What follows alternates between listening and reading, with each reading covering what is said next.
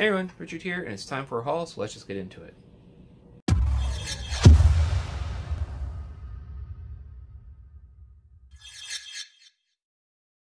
Alright, so like I said, I got a haul. Originally it was just going to be a comic haul, but I have some other stuff to show, so I figured let's just show it all, do a sort of a variety haul, if you will. First up is actually something I got from Carla at Carlations. This is her website.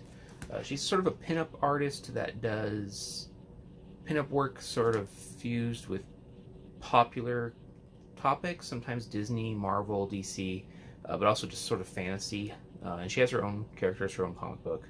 But she was doing a 25% off sale for mystery artwork, and I decided why not. I do like her art, and this is what I got. A really, really nice watercolor. Yeah, I really like her style of art. There's her website again if you want to go check her out. But yeah, I was pretty happy to get that.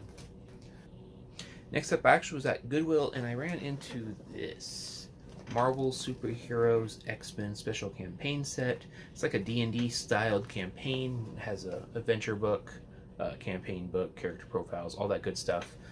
Just a really cool collectible piece. I had seen it before and I thought, why not? It was pretty cheap. And yeah, lots and lots of stuff in here. Like I said, there's a whole book of just character profiles for the X-Men, which is pretty cool. Next up, we got some figures. I was in Walmart doing some other stuff. And I never find figures at Walmart, Target. They're always sold out, but I must have been there at the right time because they had just put out the full line of these retro Star Wars figures. So I got Boba Fett, the Mandalorian. Got the Mandalorian. Bo-Katan. And I got AHSOKA. They actually had the full line there, which I believe is also the Armorer and then a Death Trooper, I believe, but I couldn't justify buying the other two. I'm not going to display them. I like these just because they display really, really nice. And they also make good items for autographs if you ever have the opportunity, so figured why not. They're about $10 each. They were really cheap, so couldn't really pass those up. But that's all I got as far as other stuff. Now let's go ahead and show the comics. This first comic is one I've had sitting in the background for a while. I don't know if you've noticed it, but I realized I never actually showed it on camera. I had this as a pre-order, so I paid ratio for it, $100. But it is the Jenny Frison 1/100 cover for, I believe it's Sandman Universe Nightmare Country. Obviously bought it for the Death cover. This book's going for a decent amount of money still. I wasn't sure if it was going to hold out after the initial release, but it's definitely holding strong. This would be a really nice cover to get Jenny Frison to sign in like a white or a silver. But yeah, pick that up. Alright, and now these last books I actually got at a antique mall. I paid $2 each for them. They weren't bagged and boarded. I've since bagged and boarded them. Kind of fun books. I know they're not for everyone, but they're all relatively hard to get. All of these books have a print run of 2,000 less, apart from two of them, I believe, which I'll point out. But Veronica 185. These are the last issues of the series. I believe the last issue of Veronica proper is 206, though it does go to 210 under a different name. But all these very, very low print run. Here's 191. And they're great Dan Parent art if you're a fan of his work. Got 192. This is a pretty popular cover. This cover I've seen go for as much as $30, though you can probably get it for 15 to 20 if you don't find it in the wild. But again, these are all very low print run. I believe this one's around 1900. So they're kind of hard to find in the wild, honestly. 195. Paris themed cover. 197. This one people like to ask money for. I've seen it go as much as $70, but you could probably get it in the 25 to 30 range. Just a nice Christmas bikini cover. 199, the Obama cover.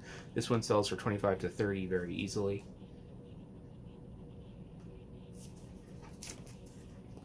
200. This is one of the ones that has a little bit higher print run. I believe it's around 3,000, but still, for a comic, that's relatively low. But yeah, cool cover. 201, this is one of my favorite ones. It's got that pin-up, traditional tattoo style artwork to it. Again, very low print, less than 2,000.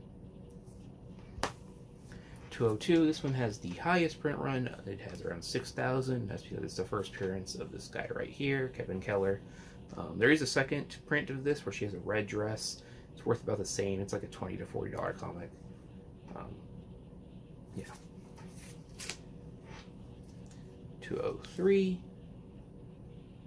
Again, low print. 204. I believe this is the only one that's not a Dan Parent cover. It is a Rex Lindsay cover. 205, another one that goes for a little bit of money. You can probably see why. It's just a great cover. Like $30 to $40 on that one. And this one's my favorite of the lot. 206. There's obviously a Betty cover that pairs with this, but I'm a Ronnie fan, so I don't really care about the Betty one. Again, this is a pretty pricey book as far as just a floppy nothing book, essentially. I've seen it go as much as 70. I've seen it go as low as 40, but it's still a very nice book. Then we got Kevin Keller, #1. These are the books that were technically keeps the Veronica numbering. It has dual numbering, #1 and #207, kind of like how Marvel did with its legacy numbering. But there's Kevin Keller, #1, 2, or 208, 3. These ones I believe have a little bit higher print run. I think they're in the 3,000 range. 4. And then there was one issue of 2 from the second volume, and I got it just because of the prom/disco themed cover. But yeah, that is all for this. I was very happy to get all of these Veronica covers. Like I said, very low print run, hard to find, and most of them actually go for a little bit of money. So if you get them for $2 each, very happy about that. But yeah, that is all I have to show for this haul. Don't know when the next one will be, but it should be fun. Hopefully you all are well out there, and take care.